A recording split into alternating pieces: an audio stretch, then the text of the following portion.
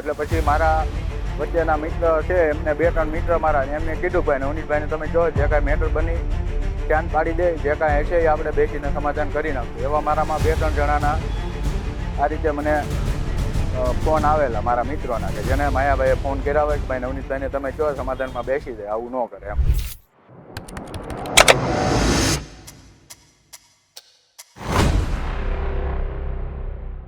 નમસ્કાર, વીટીવી પંચાયતમાં આપનું સ્વાગત છે.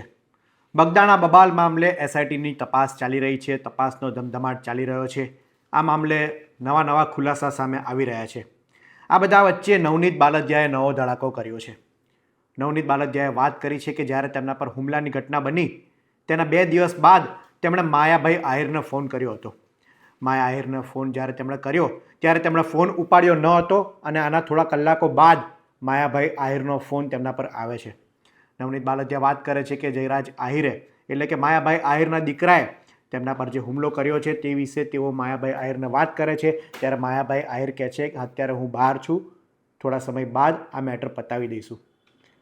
આ ઘટના એટલેથી જ નથી અટકતી. આના થોડા દિવસો બાદ જ્યારે કોળી સમાજમાં રોષ વ્યાપ્યો હતો, આંદોલનો થતા હતા, તે બાદ કેટલાક માણસો દ્વારા નવનીત બાલદિયા કહે છે કે મારા માણસો દ્વારા જયરાજ આહિરના પિતા માયાભાઈ આહિર એ સમાધાન માટે ફોન કરાવડાવે છે, કાં તો સમાધાન કરવા માટે તેમને વાત કરવામાં આવે છે. આ ઉપરાંત કોળી સમાજનું સંમેલન જ્યારે મળવાનું છે આગામી 1 તારીખે 1 ફેબ્રુઆરીએ ભાવનગરમાં કોળી સમાજનું સંમેલન મળવાનું છે.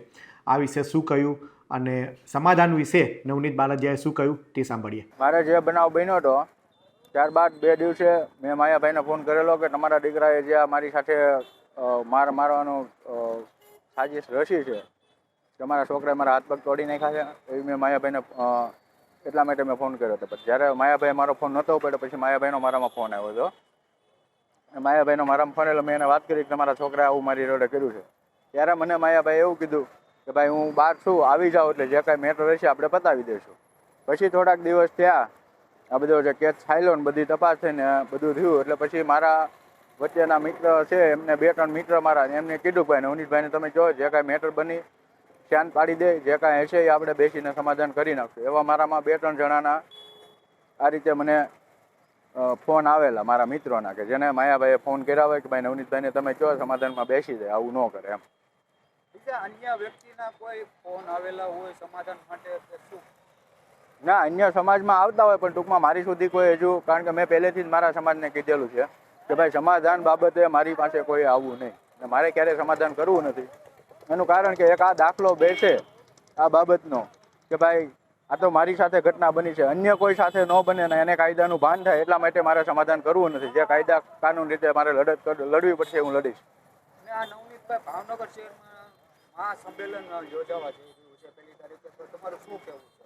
એ જે મહાસંમેલન છે એ અમે જે જયરાજ આહિર પકડાનો એ પહેલાંનું નક્કી થયેલું હતું અમારે. હવે અમે એ સ્વાગત વિધિ માટે એ કાર્યક્રમ ડાયવર્ટ કરવાના છીએ. કોઈ સરકાર વિરુદ્ધ અમે કોઈ એવા ભાષણો કે કોઈ ઉશ્કેરણીજનક કોઈ ટીકા ટિપ્પણી કરવાના નથી અને અમે ફક્ત અને ફક્ત અમારા આગેવાનો સરકારશ્રીનો આભાર માનવા માટે અમે એ આયોજન રાખેલું છે. અને તમે કાલ નવનીતભાઈ ગાંધીનગર પહોંચ્યા હતા, શું બેઠક કરવામાં આવી હતી, શું થાય? ગાંધીનગર અમે લોકો ગયા જે અમારા સમાજના મંત્રી શ્રી એમએલએ શ્રી એનો આભાર વ્યક્ત કરવા માટે અમે ગયા હતા. નવનીત બાલદિયા કહી રહ્યા છે કે સમાધાન કોઈ પણ કાળે થવાનું નથી. આ પહેલાં પણ નવનીત બાલદિયાએ કહ્યું હતું કે સમાજના આગેવાનો કહેશે કે કોઈ પણ વ્યક્તિ કહેશે પરંતુ સમાધાન કોઈ કાળે થવાનું નથી. કારણ કે નવનીત બાલદિયા કહી રહ્યા છે કે મારે દાખલો બેસાડવો છે કે જ્યારે મોટા વ્યક્તિ આવી રીતના હુમલો કરતા હોય ત્યારે નાના માણસોની શું પરિસ્થિતિ થતી હોય અને આવું ફરી વખત ન બને, આવા નાના માણસો ફરી વખત ન દબાય તે માટે દાખલારૂપ બેસાડવા માટે આ સમાધાન કોઈ કાળે થવાનું નથી.